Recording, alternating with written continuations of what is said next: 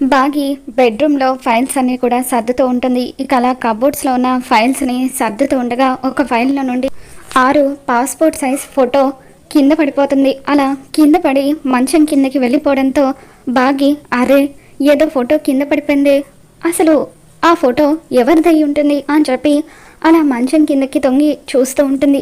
ఆ ఫోటో చేతికి అందకపోవడంతో బాగి అలా ఉఫ్ఫని ఊదుతూ ఆ ఫోటోని ఏదో ఒక విధంగా బయటకు తీసుకొని వస్తుంది.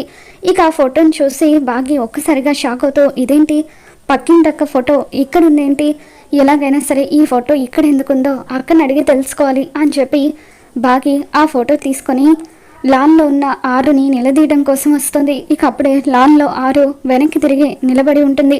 అప్పుడు బాగి అక్క అక్క అని చెప్పి ఆరుని పిలుస్తూ మీ ఫోటో మా ఇంట్లో ఉందేంటక్క, ఎందుకు మీ ఫోటో మా బెడ్రూమ్లో ఉన్న ఫైల్లో ఉంది అని చెప్పి అలా ఆరుని ఆ ఫోటోని మార్చి చూస్తూ ఉంటుంది.